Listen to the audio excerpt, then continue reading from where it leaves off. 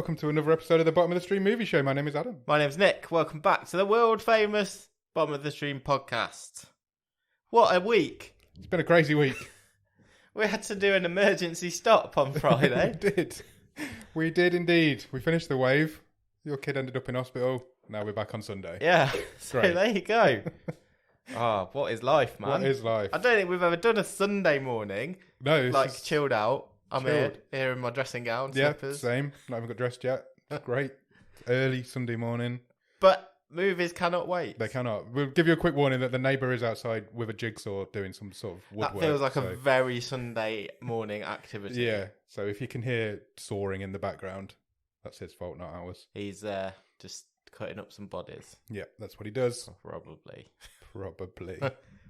We're getting into the spooky theme early. Yeah, I like exactly. it. So yeah, let's see how a Sunday morning record works. Fine. I feel like I've got a bit more energy. I'm skipping church and everything. I know, same. I feel like I've got a bit more energy, so we might be a bit more upbeat, maybe. Film? Should we talk about a film? Yeah, this week's movie. This week's movie is a film called Pentagram. Pentagram is from 2019. It is a 15. It runs for only 1 hour and 20 minutes. One of the shortest films we've ever done. And is currently rated at 2.6 out of 10 on IMDb. What are you saying on 2.6, Nick? That's really low. It's really low. And the more films we do, the more I don't understand ratings. No, same. Because by no stretch of the imagination am I saying this is a great film. No. But that seems really low. Yeah, I agree. Because this is a super low budget movie. Yeah, it's like 5 people in it, maybe? Yeah. At the most? 6, 7. There's 7 people in it. And there's 2 rooms. I feel like there are reasons why this movie has to make some of the choices it does. Yeah. And they're not necessarily like the fault of talent or story. One of the choices I don't understand that this movie does is this film is made by British people, set in America, filmed in England, starring English people who are doing American accents. I also don't understand why they can't just be British. No, same. Because you're adding a level of difficulty that you don't need to. A variable that could go wrong. Yes. Like when we saw Werewolves of the Third Reich last year, for example. Yeah. Part of the hilarity of that was the fact that they couldn't do American accents. Or German accents. I actually think the guys in this have a damn good go at it, to be fair. To be fair, yeah, you probably wouldn't know. Yeah. If you didn't know. But we did know. Making that choice is still odd. Yeah, I wonder if it's just because the villain of the piece is English. Yeah. So the rest of them couldn't be. But I don't understand the logic there. I don't know if partly it is if we set it in America, we give everyone American accents, does that mean because we're only a small, micro budget film, does that give us more chance of selling it to Netflix? Yeah. Or maybe another streaming or distribution company? I don't know, it seems a strange one. But they've gone for it. Yeah. They've tried it. There's literally 3 exterior shots as well. Yeah. So... And they don't look American. No. The house they're in doesn't look American at all. It's very house. It's very British. Well, we'll come on to some of the locations shortly. We will indeed. Because I was quite surprised at the start of this movie. Let me tease that one. Okie dokie. So this film stars a guy called Charlie Woodward. He plays Luke. He's most famous for being Edward Woodward's grandson. Oh, Iwa. Very famous British actor. Yeah. He's in The Wicker Man and Coronation Street. That's what I know him from. He's been in he's one of those guys who was in hundreds of movies. Yeah. Old Edward Woodward. Charlie Woodward, though, his most famous movie role was he was in the Postman Pat movie. Oh, nice. So if you watch that, you might know him. Also stars a lady called Rachel Warren. She plays Lauren. That rhymes. That's the only fact I've got about that. The wonderfully named Alexis Rodney plays Max. This is a guy. Yeah. Great name, Alexis Rodney. I like it. He was in Guardians of the Galaxy. Yeah. He is in an Avengers movie. And this movie. You'd recognise him. He had quite a big role in Guardians of the Galaxy. He played Maloka Dar. Yeah, he was one of the dudes in the whole prison escape sequence. He was under a lot of makeup. But as soon as I saw him, I was like, oh, yeah. I didn't recognise him at all. But... I know that character. Cool. He's also done a lot of voice work for video games. That's what he does. That's his bread and butter, I think. And also stars a lady called Chloe Farnworth. She plays Holly. I don't have a lot on her either. Written and directed by a guy called Steve Lawson. My only note for him says look at his IMDb, so I need to remember why I've written that. I like that you're giving yourself a prompt. Oh, this... No, there's a racetrack outside. Yeah, apologies for the main road that I apparently live on. I want to read you some of the film. I've written it because I want to read you some of the names of the films that he's directed previously. Always a good time. This is a guy who makes B movies. That's what he does. Cool. Nocturnal Activity is a film that he's made, which is a spin-off of Paranormal Activity. Yeah. He also made Killosaurus, which is about a killer dinosaur, which is what all dinosaurs are. Yes, potentially. Essex Heist. That's a heist movie set in Essex. Hellraiser. Oh yeah, I kind of want to see all of these. This next one you can see. Okay. The Exorcism of Karen Walker is on Netflix. Really? Yes. Oh my God. And it's actually higher rated than this one. Maybe we should add it to the list. The Haunting of Alcatraz. Okay. Just combine. What we've done here, Nick, is found another B movie actor. Yeah. Director who has films on Netflix. It's worrying for our watch-alongs. Bram Stoker's Van Helsing came out last year. Oh, great. Saltwater, The Battle for Ramrey Island. Sounds like a great film. Yeah, sold already. Ripper Untold. Jekyll and Hyde. He's gone into his London mode. Very Whitechapel based. The Fourth Musketeer. Right. And most recently he's had a film out this year called The Highwayman. Okay. Which is rated at 7.2. Wow. That is a huge rating. It's about Dick Turpin. That's a humongous score. It is. It is indeed. So he's finally found his niche by the looks of it.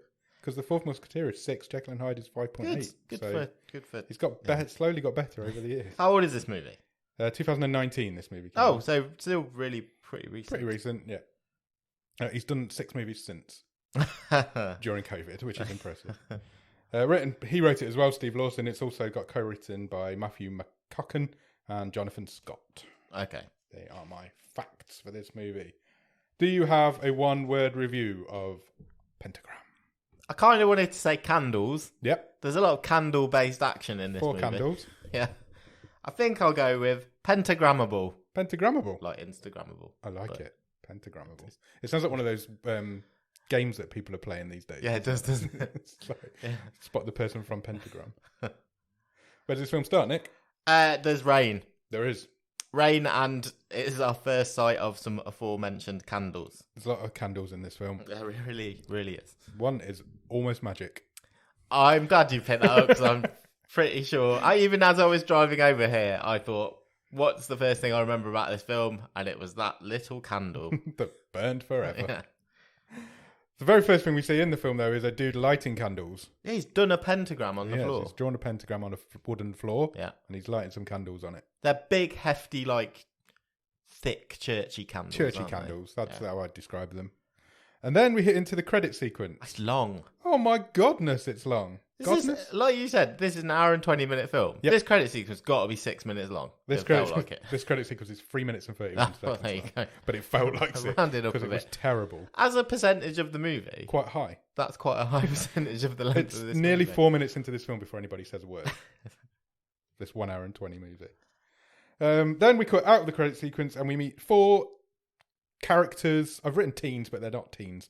Early 20s, mid 20s, that kind of age, and they're in a American diner. John, we want to know my first note. Yes. It said, a roadside diner. I don't think anyone here is American. That is very correct on all counts. And then I was like, this ain't just any roadside American diner. No, because there's not many of them in the UK. No. This looks kind of familiar. Right. And I was like, there can't be that many of these around. No. And in the back of my mind, I'm thinking, I was at a place like this a couple of months ago. Really? Yeah. And then when, I know you'll get to it in a second, when the action busts outside into the car park, I was like, I've definitely been here because it's next to like a skip recycling place. Right. And there's loads of skips in the background. I was like, that's only about half an hour down the road from us. How crazy. We should go. Yeah. We should visit our first bottom of the stream filming location. Yeah, definitely. Let's do it. In fact, I remember... maybe it's where we could do the meetup. Yeah, whilst I was there, I remember sending a message to one of our other groups saying, I'm at this cool diner. Wow. And yeah, so I think it's the first. I've been to this location. We should. That's where we should do the bottom of the stream meetup. Yeah. in their car park. It's not a big car park. So it's in Derbyshire, isn't it? I think so. It's like not far away from us. No. It even says on the wall outside, Retro 50s Diner. Yeah, that's what it's called. Yeah, 50s American Diner. Yeah. That exciting. That, I've got to be honest, took my attention away for the first few minutes of this movie. Well, at least you had something to focus on. Basically, they're telling each other ghost stories while sitting in this diner. Yeah. And it turns out they are on a road trip. They're heading to Los Angeles, which is an awful long way from Derbyshire. Yes. But they're heading to LA because one of them needs to head into rehab. Yeah, treatment. She's got a drug addiction problem. That's Holly? Holly. She's not in a good way. But in order to fund the fact that they need to get to LA, they need to rob this place. Yeah, Max says, oh, cool, we only need to do another 3 or 4 places like this. Yeah. And we'll be set for the whole summer. Yep, sorted. Job done. Max is like the de facto leader, isn't he? Yeah. He's kind of taken on the leadership role, although none of them really like him. So they do. They get a gun out, rob the place. They all have their own little roles. Yeah.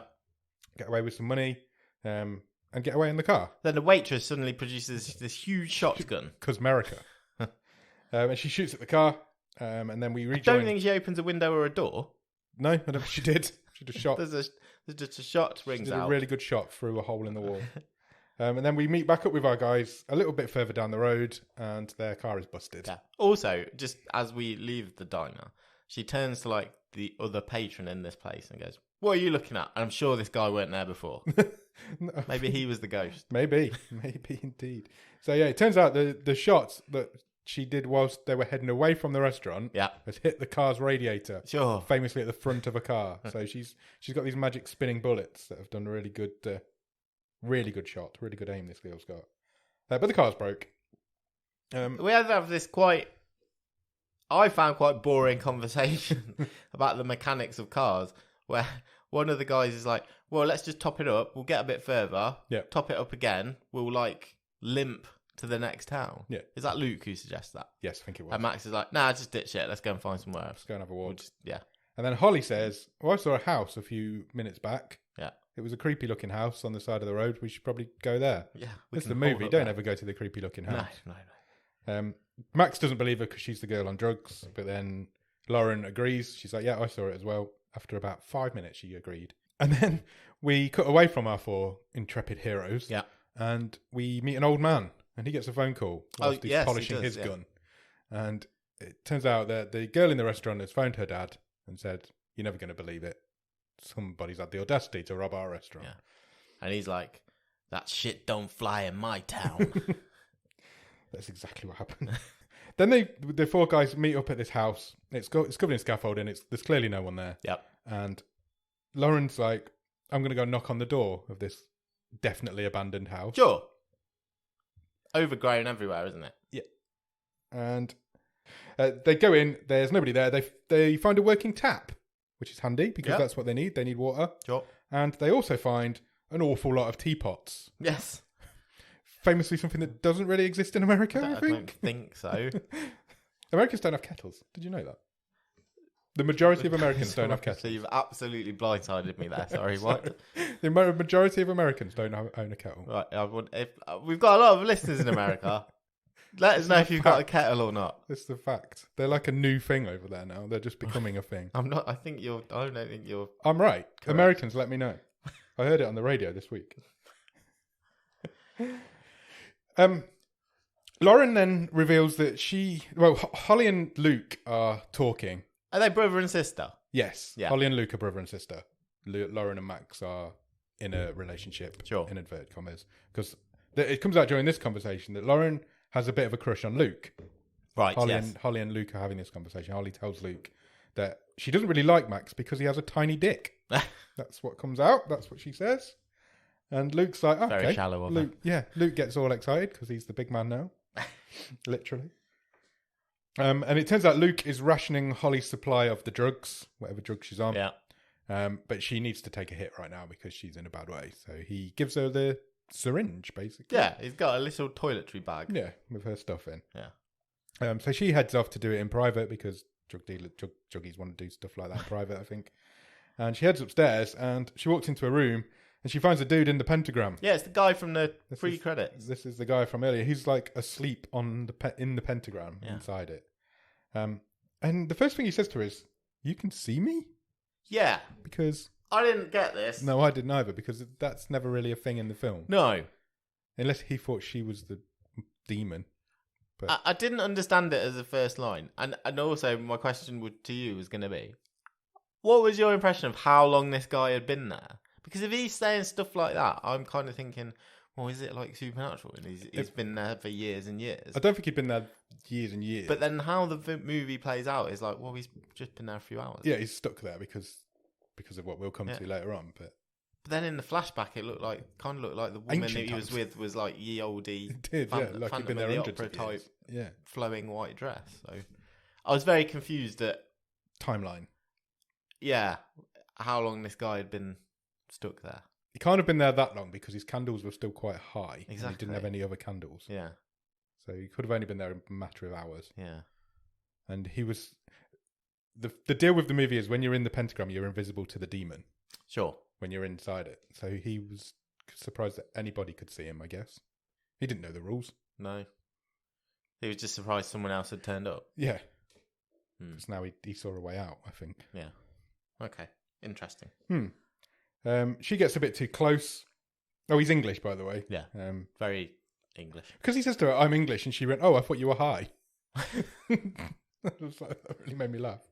And then she gets a bit too close, and he grabs her and pulls her into the pentagram. She's in the gram. She's in the gram. He puts a knife to her throat. Drops the drugs. And suddenly a pentagram burn mark appears on her arm. Yeah. He says, "Don't touch my candles." Yeah. Leave my candles alone. So she's now got this pentagram curse. Yeah, she's dropped her stash, and that's on the outside of the gram. Yeah. So this is where we find out the rules. So if you're in the pentagram, the demon can't see you. Yeah, you've been cursed. Once you leave the pentagram, the demon, you're fair game to the demon. He's going to get you. Yes, because we find out a offering has started. Yes. But hasn't been finished. Yeah, so he was supposed to be making a blood sacrifice. Yeah. And he has not been able to complete that task as of yet. The others all come running in. Then he says to them, "If you let Holly be sacrificed, you will get the richest power you can imagine." Yeah. Again, we don't really find out what that is. Well, it doesn't make sense either, because I was then later under the impression that it's the person doing the sacrifice that gets the power. Yeah. And that's because that's why you're doing the ritual. I think he was just trying to bullshit them into it, wasn't he? Because Max seriously considered letting him do it. Yeah, because I don't know how he'd have shared that power amongst these witnesses, basically. And then to try and rescue Holly, all three of them run into the pentagram. So there's now 5 people in this pentagram. No, there's a really messy scene where the camera obviously can't keep up, and it's like there's a bit of a kerfuffle, isn't there? Yeah. Max draws a gun, and they all end up in the pentagram. Yeah. So basically, we've all got 5 people in this pentagram now. Yeah. That's where we are with this film. They're all cursed. They've all got this burn of a pentagram on their arm. Then we get a flashback to how Oliver, the guy's called. Yeah. To how I've not got that written down. That's just come into my brain. I've got it here. Yeah. I'm quite proud of myself. We get a flashback to how he got the curse. So basically, he was in the middle of doing this ritual. The girl was like, "Oh, when you said sacrifice, I didn't realize you meant me." Basically. And then she legs it out of the pentagram. Yeah, so just as he's about to knife her in the neck, she kind of just leaves. Yep. And then something happens to her. A light flashes. Yeah, we don't see it at this point. And she disappears. She disappears and a light flashes in her eyes. And this is the point where Oliver says, "Look, I've started this ritual. None of us can now leave the pentagram unless the ritual is completed." Yeah. And you're fucked, basically. You're stuck here with me. Inside the pentagram, he can't see you, he can't hear you. It's safe. You're it's trapped. a safe space. It's a safe zone. He doesn't last much longer because Max is like, "I'm not buying this bullshit." And he pushes Oliver out of the pentagram. And he comically rocked on his heels, didn't he? He did, yeah. It was like a slow motion fall. Yeah. It was funny. Again, on a higher budgeted film, you might have been able to get some drama out of this. Yeah. But it looked pretty shoddy, didn't it? Yeah, it was just a push out of a chalk circle on the floor. He was slightly pushed and did the whole sort of windmilled his arms and... Yeah. But he does. He ends up outside the pentagram. The room starts shaking. Yeah. Lights start flashing. flashing. Voices in the background. Yeah, you can hear some demonic voices in the background. And then we meet our demon for the first time. Yeah. He flashes onto the screen. this is where the film exposes its budget a little bit. It's a bit shoddy. Yes and no, because it's a terrible cut. Yeah. And it's like, it's almost like someone's, do you remember like Muppet Babies when they used to open the door and there was some old library footage behind it? It's kind of like that, isn't it? Yeah, it is. But the demon itself... The demon looked good. It was just it was quite creepy. It was shoddy CGI. Yeah. And it shouldn't have been. It should have just been a dude in a costume with some flashing lights behind him. Or did we even need to see anything? No, probably not. I don't think it would have took anything away from the film. No. If you just see the light. Yeah, and only the character sees what this thing is. We see it from that kind of perspective. Maybe. But look. Anyway, we do see it. It is what it is. And this demon's got a massive, great big knife. He slices Oliver's belly open. It's kind of like, got death's scythe, hasn't it? Yeah, I guess so. He slices him open, and then suddenly Oliver and the demon disappear, and the room stops shaking. And like, it turns out what Oliver was saying was true. If you leave the pentagram, you were fucked. This dude's coming for you. They all freak out, obviously. And then Holly spots that her drugs are outside the pentagram. She's bad. She's in a bad way. She needs these drugs. She never did get to take them. She now needs them. And then, just to ratchet up the tension, the bottles start rattling again. Yeah. We can hear the voices. And our fearless foursome are like, what's going on? Yeah. What have we done? What rule have we broken? We haven't broken any rules. Yeah. We're all still in the pentagram. Turns out one of the candles has gone out. Yeah. Shit. We're in trouble. So, they light it. Yeah. That's the end of that tension. I've written here, they were exposed then for a second. Why didn't nobody just run and get the drugs? Yeah. Because they weren't technically in the pentagram. Because, and this was the question that I wanted to see someone try this, and it never happened. Wouldn't someone fell out or stepped out? Yeah. If they then step back in, are you still safe? Well, I assume so, because the pentagram's broken when the candle's out. Because you've got this window, haven't you, of like when a rule is broken, i.e. the candle goes out or someone steps outside, you've then got this build up. Yeah, he doesn't appear straight away. Turns up. Yeah, you've got like, I don't know, 30 seconds to a minute. More than enough time to hop out, hop back in. Yeah. Pick up your bag of drugs or your spare candles. I think that's deliberately left ambiguous to save the movie a little bit. Yeah. Because if you could just go out and go back in again, you could have saved most of the tension from this movie. Luke's wondering if they are allowed to reach out of the pentagram rather than leave the pentagram. So he has a go. It turns out they think they can. So he tries to reach. He gets like a fizzy arm though, doesn't he? Yeah, it wobbles a little bit, doesn't it? It's a bit like when a vampire hits the sunlight. But I still stand by it. You could have withstand that and hop out and hop in. Yeah. But anyway. So he leans out, tries to reach the drugs. He can't quite reach it. So Max Lauren grabs his arm to give him a bit more strength, and then Max grabs hers, and there's like a freeway, but they're cut. No, that sounds wrong. Human chain. Human chain. That sounds even worse. But they can't reach it. They give up, and Luke decides, all right, I've got a phone. I'm going to call 911. Yeah, and he does. He gets through, but then Max pulls a gun on him and threatens to throw him out. We're criminals. You can't call 911. I've still got this money in my pocket. Yeah, this like money we've stolen from the. Luke's like, well, what would you rather be? Yeah, dead or in prison but alive. Yeah, Max chooses dead. Yeah, we're not going down that road yet. He makes Luke hang up on the 911 call and then throws his phone across the room. Yeah, so the phone's out of the game now.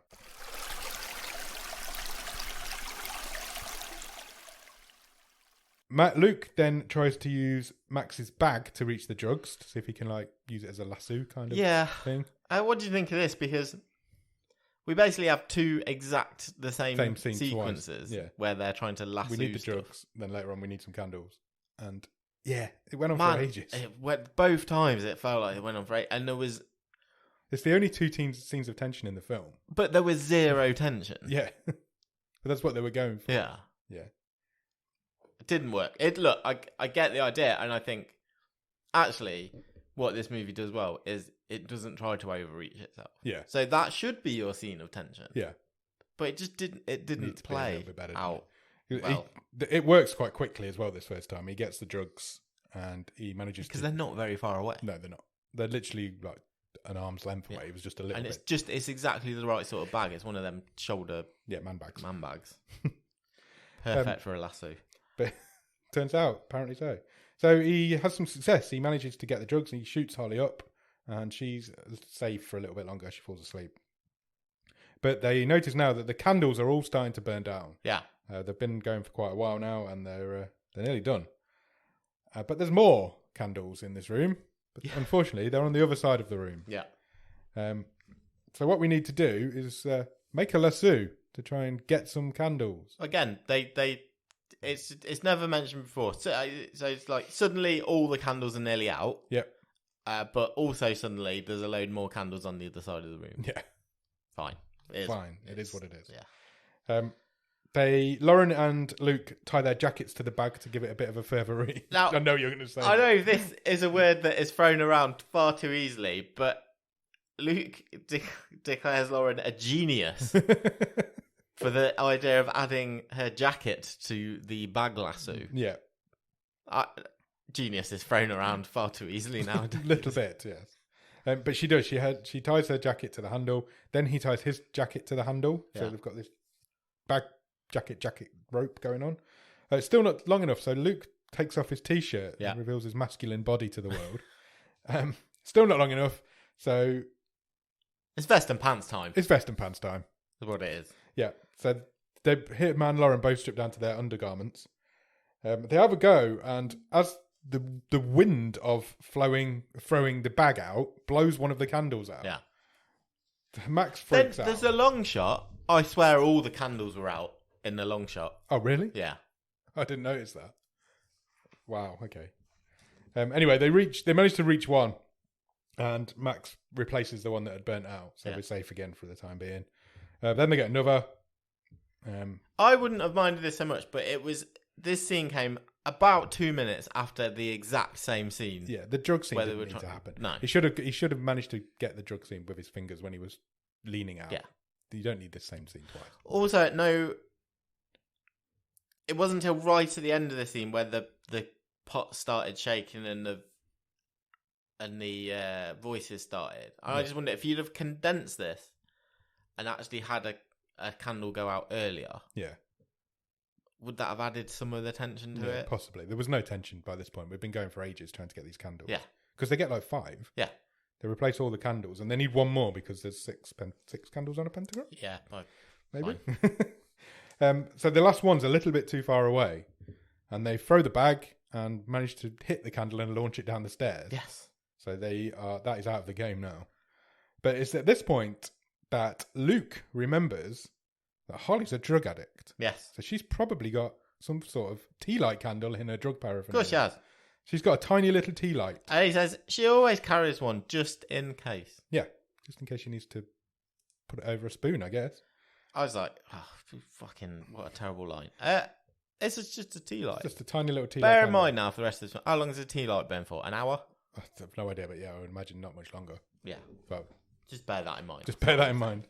I've actually written here that won't last long. But so they like this tea light, put it on the last one, and we're safe. The candles are all lit it was again. almost like there looks to be more wax left in the candle that's the church candle that's low rather than using this tea light. Yeah, and we're safe now. The Pentagram's completely relit. So night falls. Max tells this random story about a devil worshipper he once knew. Yeah. And then he mentions a story about a dude fucking a headless chicken, which was a strange one to talk to your friends about, I think. It's a bit longer. I'll give him some credit. 3 hours, apparently. Oh, really? For a tea light. Okay. It lasts a lot longer than that in the film. In the night, whilst they're all asleep, Max is awake, and he remembers that Lauren's got a phone, so he takes Lauren's phone. Yes. But he doesn't want to call anybody. He needs a torch. So he turns the torch on, and he finds this old book on the floor, which Oliver had earlier, which has all the rules in, I think. Yeah, it's like the book of Devil incantations. Yeah. So he tries to get that with the bag thing that they had earlier. So it's like the third time that they use it. Tea light's still going strong over in there. But he gets this book. Yeah, because the film definitely is... I get the impression they've been asleep for a while. Yeah. So some time has passed. We're middle of the night now. Yeah. Max, we realise at this point, is going to try and complete this blood sacrifice. This is his plan now. He's got this book. He knows what he needs to say. Yeah. So he wakes up Luke to then instantly knock him out again. Yeah, pistol whips him. Yeah, he's like, Luke, wake up, bang. It's really funny. And then he wakes Lauren and he explains to Lauren, look. Oh, Lauren's his girlfriend, isn't it? Yeah. Isn't she? So he says, look, this is what I'm going to do. The other two are dead weight. Yeah. I'm going to sacrifice Luke. Yeah. Because... And she says, well, why don't you do Holly? And he's like, no, because Luke will come after me. Well, originally he said he was going to do Holly. Yeah. But then he didn't. And then he changed his mind. And he says, look, remember that guy said we're going to have unimaginable power. Yeah. It's the only way we're going to get out. Yeah, we need to do it. Yeah. And he convinces Lauren it's the right thing to do. But she seems okay when it's going to be Holly. Holly, yeah. When she's he in says, love with Luke. Yeah, when he says she's going to do Luke, she changes her mind. Yeah. So I hadn't picked that up, because I thought it was weird, the whole love triangle thing, because it is literally just that one line earlier in the movie, isn't it? Yeah. And it's Holly telling Luke about it. Lauren never actually, you don't get the vibes from her. No, only when he took his top off, she salivated a little bit. So Max convinces Lauren, we'll do this ritual with Holly, and then we'll all be safe. Which convinces Lauren, yeah, okay, let's do it. He starts reading the passage. But then he points the gun at Luke, not Holly. And that's when Lauren changes her mind. She's like, no, you can't kill Luke. And he's like, I have to kill Luke because if I kill Holly, Luke will kill me. Yeah. Because he'll come after me and that's the end of it. Lauren's still not on board with this. So what Max does is shoots Lauren. Yes. And Holly sort of comes around and says, you've done it right. Max is like, why doesn't it work? It doesn't work. And Holly says, well, you shot her. And she fell outside of the circle. Yeah. When she died, she was outside of the pentagram. Yeah, so you've not done your sacrifice properly. So they're all still cursed. So he's kind of wasted Lauren's life there. Because she dead. Holly then says, look, do me. Yeah. To Max. Kill me. Save Luke. Conveniently, just as this is proposed, Luke sort of comes round. Exactly. So he starts doing the ritual again. Luke wakes up and then manages to push Max out of the pentagram. The gun goes off twice. Yeah. With Max having just said a minute before, I've only got 2 bullets left. Yep. And again, Max comically falls outside. This one takes even longer. Yeah. It's like a proper extended. Not only is he windmilling and stuff, it seems to go into slow motion. Yeah, it does. It's almost like it needed a little poke from Luke to finish it off. But he does. He falls out of the pentagram, and this demon dude shows up again, slices Max open, and he's done. He disappears. So now we've just got the brother and sister left. Luke and Holly left. And it's next morning. Yeah. So we've gone a whole night with this tea light. It's done well. Still burning bright. And then we go outside to where the car's parked. And we meet the girl from the diner and her dad again. I've totally forgotten about these people. Same. They have managed to find the car. It's taken them all night. And they only got a little bit down the road. But we'll ignore that. Meanwhile, Luke and Holly are still in the pentagram and they're having a chat. And basically, Holly's trying to convince Luke to sacrifice her because she's like dying anyway. She's not going to come up. My life's not worth living. Oh, by the way, our dad or stepdad used to. This is where we find out they're actually stepsiblings. Yeah, used to beat me and rape me. Yeah, her dad was abusive. He's like, oh my God, this is like complete news to him. Yeah. I've actually written here, these two are doing some proper acting here because it was actually quite a good scene. I will say that for this film. I didn't think any of the acting was terrible. No, nor did I. You obviously know they're not American. Yes. And there's a couple of times the accent slipped. But grading on a curve of some of the stuff we've seen. Absolutely. This ain't going to win any awards. No. But those performances aren't too bad. Agreed. I think you're right. I think especially this scene, these two are really good in this scene. Now, if you're only used to watching proper films, yeah, and then you put this on, yes, you might not think that. Yeah. But like I say, comparing to some of the absolute tripe we've seen, these performances are all right. Yeah, I agreed. She reveals as well during this conversation that she once tried to kill herself before she stepped out into traffic. Yeah. She tells him to say the words, and she has the knife in her hand as she says that. Yes. And she wants him to do it. So he does. He starts reading the passage. He reluctantly has agreed to do this at this point. Yes. Just as he's finished reading the package, he's about to stab her. He literally pulls the dagger back. Yeah, he's about to do it. Do it. He gets shot in the shoulder. Yeah. And it's the diner couple, the father and son. It's a father hell and of a daughter shot. from It's earlier. like the reverse of 50 Cent getting shot last week because he gets shot in the shoulder, but he gets shot dead. Yeah, dead through the shoulder. So they all they saw when they walked into the room was Luke about to kill Holly. So they think they've rescued Holly, saved Holly's life. Yeah. But Holly realizes that the curse marker's gone. Yeah. She's no longer cursed. So she steps foot out of the pentagram. Because Luke fell in the pentagram. Yeah. She's like, I'm free. Thank you for saving me. Yeah. And they're like, oh, well, You're not. Well, you still robbed our fucking diner. Yeah, basically, they say, well, yeah, look, no problem. The guy was about to kill you. Yeah. They don't understand that's not what she means. No. And then the old guy's like, is this one of them? Yeah. And the woman says, yeah, she was definitely there. And they then have a really creepy conversation about like, this takes a turn. We're not taking you to the cops. This goes like Deliverance. We don't call the cops in this part of the world. Yeah. And he's like, again, this guy's like literally salivating. He's like, we've got our own version of punishment and I can think of a few things already. And his daughter's next to him and they're both like, oh, yeah. Yeah.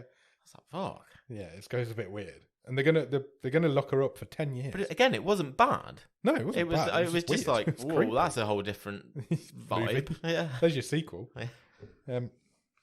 So they're going to lock her up for 10 years and do unimaginable things with her, apparently. But then one of them spots the money on the floor of the pentagram where Max dropped it earlier. Yeah, and this is a big stroke of luck for Holly. Yeah, massively. Because that man bag, at having some point been undone, I guess, for all these throwings out of the pentagram, is left open inside the pentagram, and all that cash. Yeah. Max throws it on the floor at one point because he's like, when Luke calls the cops, he's like, you can't call the cops. I've got all this money, and he throws it on the floor, and that's where it came from. So they're like, oh well, we'll just get our money back then. Yeah. And Holly says, well, some of it and a bit more. Yeah. Basically, if you want it, go and get it. Yeah. So they do. They both head off to get it, and they both enter this pentagram. They do. Instantly, this burn appears on their arm. They get cursed, and they're like, "What's happening? What are they going to do?" What is this? Yeah. And this is my favourite line of the film because Holly doesn't become Oliver here. No, she doesn't tell them the rules. She says, "Figure it out for yourselves," and walks out the door. Yeah. And I've written it's like the end of Saw when it's like game over. Yeah, it was a good final line. It was a really good final line. Because what you got to remember is that Holly and her friends, inverted commas, they actually had a lot of help. Yeah, they knew the rules. They had the rules explained to them. They were told the rules. These guys are fucked. Yeah, they've got no way. As far as they know, they're just going to follow Holly out of this room now. They don't know anything that's happened. Exactly. But I loved it. It was like slamming the door at the end. It was a nice climax to the movie. It was a great ending because that is the ending of the film. Yeah. I really enjoyed it. Overall, what did you think of this film, Nick? Well, I'll say first of all, there is no way this is a 2.6. Agreed. No way. This should be up in the 4s, I reckon. Yeah. Maybe even more. This set up last week was like 4.4, wasn't it? Yes. Yeah, it was in the 4s. This is a much better film than that. It was 4.4. Yeah. Yeah. I can only think this is a lowly rated because no one has heard of it. It is a tiny Let's budget. see how many reviews it's had on IMDb. So, I think, given its limitations of cast talent and especially money, this isn't a bad film. It's had 528 reviews on IMDb, so you're right, not many. Um, No, you're right. This isn't a bad film. We've seen much worse than this. Yeah. On this show. Even this season, we've seen worse than this. Absolutely. And for such a low-budget British-American film. 72 reviews on Letterboxd, which again is tiny. One of them is Ross Cook. Yeah. Because do you want me to read Ross's review? Yeah, before we absolutely. start talking. It's not a review. It's just this is what he put in our Discord. So he's put Pentagram might be one of the best of the uber low-budget films I've seen from bottom of the stream. Story was good for being set 99% in one location. Acting was really good in my opinion. Some of the most workable American accents I've heard from Brits. If they had another $2,000 for special effects, I think it'd be a proper hidden gem. Also, at 3.5 stars, I think I'm the highest rating for it on Letterboxd. 3.5 is high out of 5. Yeah, it's high out of 5. Ross has really enjoyed this. This is my bread and butter. This is like low budget B-movie horror movie. This is what I'm here for. I mean, this is what I started this show for. Try and find films like this. Doesn't do what pisses me off with so many of these movies that we've seen. It doesn't over aim. No, it knows what it is. It stays in its own rules. It stays in its lane and within its capabilities. You know, I don't mind. It's a weird choice that they're all playing American. Yeah, I don't understand that choice. But it didn't bug me too much because, like I say, it's a good effort at it. Yeah. The special effects are shit, but it's 2 shots in the whole movie. Yeah. I can deal with it. Yeah. In essence, this is a really simple story it's got a nice hook. How'd you get out of this circle? That's all. That's as all simple it is. as it needs to be. Stuck in a circle movie. Again, they do the whole closed lasso thing like 3 times. Yeah. Oh, what else could you do though? The drugs he should have got with his fingertips when he had his fingertips on them. But because literally doing those consecutive scenes, did seem a bit. This is bit a bit much. much. But having said all that, for the tiny amount of money that this film was made for, this is a good effort. Yeah, absolutely. I thought the last big B movie we watched was probably Werewolves of the Third Reich, and it's acres better than that. Oh yeah. It's like so much. loads. We did better. Robert on our watch along the other week. Yeah, it's loads better than that as well. Loads better than that. This wouldn't put me off checking out another one of Steve Lawson's films. No, because you can see this is more. There's some potential there because you've done well with the limits you've got. I question the choice of making them American, but other than that, I was on board with this. I enjoyed it. I thought it was really good fun. It was tight. It was quick. It was nice. It was only an hour and 20 minutes, and most of that was credits. I think a really fine effort for the budget and the limits that you've got for this. Check it out. I would call it a little. If you're into little horror B movies, it's a little hidden gem, I reckon. I don't think it's going to blow you away. No, but I think I certainly sat there and thought, yeah, that's a pleasant surprise. I guess. Agreed. For me, and a really smart ending. Yeah, absolutely. That makes the ending I loved. I thought the ending was great. Yeah. To walk out and say, figure it out for yourself. Yeah. When she knew she could have helped them, and I think she didn't. With much better actors, you could probably generate that tension. You could imagine a Hollywood remake, couldn't you? You could imagine it with proper budget, doing it properly, bit of a rewrite. Yeah, effects. The walls go on fire, all that sort of. Blood running down the walls, that sort of shit. Make it a bit more horror-y. But you could see Blumhouse doing a version of this. Yeah, absolutely. At some point. Yeah, 100%. What's the best thing about it? I think it's the acting performances, isn't it? Are they the best? I mean, again, I think they're the most surprising. Yeah. Are they the best thing about it? Because on a curve, they're good. Yeah. Against all acting, they're probably okay. But yeah, I wouldn't disagree with you. For a horror B movie. Because you don't expect them to be. Because we've seen so many where that is the thing that just makes it fuck's sake. Yeah. And that wasn't the case for this. Or it could be the ending. It literally could be the ending. I think for me, it's the simple story. Yeah. It's just the idea for me. I think that's the best part of it. You've nailed a good concept and a good hook. Yeah. Which is you're stuck in a circle and you can't get out. Simple as that. And you've done a good job from that. It's a great way to do a low budget movie because there's just one set. Yeah. It's literally one wooden room. That's it. Exactly. Cool. What would you change about it? Having praised the acting, I'd like to see this with better actors in it. Yeah. Because I think that's how you can really drive some tension. And the simplest thing to do is just make them not be American. Yeah. And then that takes one of the barriers away for their acting. Yeah. And it probably gives them I think there's 2 answers, isn't it? There's the realistic, don't make them American. Yeah. And I think that would make me like it even more. Yeah. Or there's the unrealistic, give them an extra $1 million. And cast it. Yeah. Fair. Should we turn to stream table? Yeah, definitely.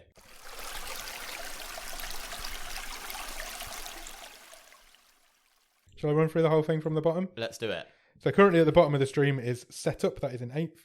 In 7th is 8 Remains. 6 is Target. 5 is Comes a Bright Day. 4 is The Land of Steady Habits. Currently number 3 is The Parts You Lose.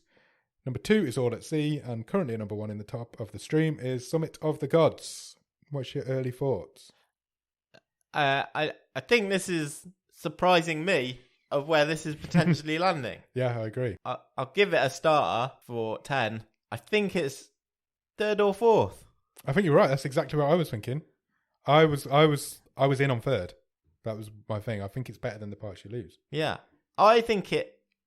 Which is a bizarre thing I think to say. it might be as well, and I'll tell you through my thinking, because my initial thought was, I think this goes fourth because I enjoyed it more than everything underneath it. Yeah, and then I thought I did like parts of the parts you lose, but it shits the bed by being in the wrong order. All those things we talked about, go back and listen to our episode. It's got some really good performances in by Aaron Paul and that little kid. Yeah, but ultimately, it was a really frustrating watch because it should have been so much better. Yeah, absolutely. Whereas this has got all those problems we talked about, but at least it doesn't have that tonal shift. Yeah, and it works. Like I say, it sticks to its lane. Yeah. It knows the story it wants to tell, and it's tighter, isn't it? Everything about it's it disciplined. Works. It's just, it just knows what it is, and it does that well. So I think there's an argument that if we're going on how much did you enjoy this film, there's an argument to put it second. Because I don't know if I'm being held back by it's a really poor second, but then so is All at Sea. Yeah, that's what we've got. We've got to remember that this Streamtab was not strong at all. That Summit of the Gods is way out there at number one. If I was to, if you was to say to me, right, go and watch All at Sea or Pentagram again, I don't know which one I'm picking, and it ain't All at Sea. I would never want to watch All at Sea again. No, but could you see yourself watching this again? I don't know if I would watch it. I don't know if I'd watch it if you again, were saying to me, but I would tell other people. If somebody asked me for a recommendation, I'm probably going to pick this over that. Yeah, I wouldn't tell anyone to watch All at Sea. No. Whereas there's certain people who I know would like this. Yes. Are we putting it second? I think possibly. I mean, you got to love a trier, haven't you? Yeah. This film's 2.6 and it's going to go second in the stream table. Well, that's irrelevant. That score's irrelevant. That score is an elephant. An elephant? It's never a 2.6. Again, we're on the bottom of the stream curve here. Yeah, 100%. I'm not saying this is a good, and we're swayed by the kind of movies, even a good film. We're swayed by the kind of movies that we enjoy. Obviously, I mean, All at Sea is not the sort of movie that I would pick to watch normally, whereas Pentagram probably is. I think I'm fine with this going second. I think I am as well. It puts the cat amongst the pigeons a little bit, doesn't it? Yeah, I think I am as well. It stirs it up a bit. Yeah. I mean, I don't know if we've ever had at this stage now. We're 9 weeks into this season. I don't know if we've ever been in a place where we've had one movie so far ahead of the other 8. Literally so far ahead. Yeah. It's been a strange season so far. There's some not good films in that list. Yeah. For definite. Yeah. Second? Yeah, I think so. Wow. I did not expect that. So we need to pick something to try and beat it. What do you reckon? Are we ready? Yeah, absolutely. What are you after? I think I'm pretty much an open book at this stage. Yeah, I think you're right. Season. I'll take anything right now. Should I just press it and see what comes up? I'm not playing a wild card or anything. No, so I'm not either. Let's hit the randomizer. It has picked us a film. I say it. Robin has picked us a film. She has, yeah. Which is called Body Cam. Okay. Are you ready for Body Cam? Yeah. Body Cam is from 2020. Okay. It's 15. On IMDb, it's described as an action-adventure crime horror mystery thriller. I don't know what that means. How can it be all those things? Is all that even possible? Things. It is all of those things. It's rated at 5.3. Okay. Would you like a synopsis? Yes, please. When a routine traffic stop results in the unexplained grisly death of her colleague, a cop realizes footage of the incident will play for her eyes only. As the attacks mount, she races to understand the supernatural force behind them. Okay. Somebody's attacking cops. Okay. Would you like to know 3 members of the cast of this film? Yes, I've already got a good feeling about this. Its randomness. Main lady in this film, this cop that I've just described, is played by none other than Mary J. Blige. Oh, wow. Brilliant. It also stars Nat Wolff. Okay. And David Zayas. Oh, okay. From Dexter himself. Wow. And Oz, of course. And yeah, of course. Wow. This is going to be a fun one. I'm excited by this already. This is going to be a fun ride. I feel we've had some absolute randomness thrown at us. Robin, I mean, that is her job. Robin the randomizer. He is throwing out some crazy films this season. That is for sure. So yeah, go and check out Body Cam. Why not? Yeah. And then in the meantime, check us out on Instagram, Twitter, and Letterboxd. The username is @BOTS_podcast.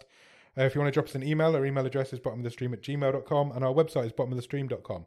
On the website, you'll find every episode we've ever recorded, all 6 season stream tables. We need to probably start getting 7s on there.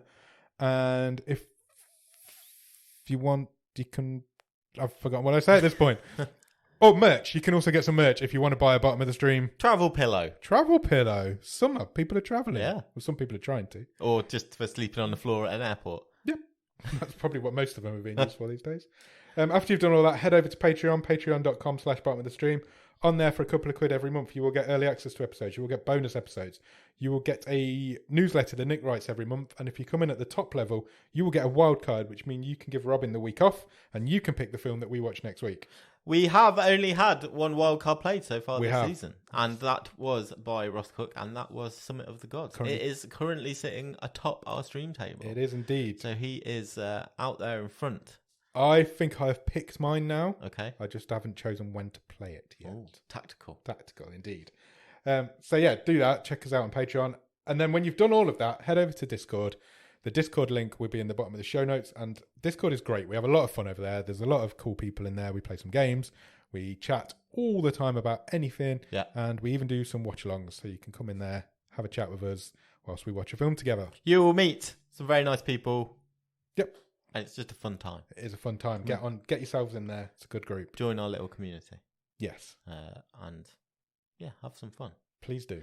If you can spare a few minutes, please consider leaving us a review or rating anywhere you can review or rate podcasts. That could be Apple Podcasts, it could be Spotify, it could be Podchaser, it could be Podbean, it could be iHeartRadio, it could be any of those places that we're at, because we're on all of them. We are indeed.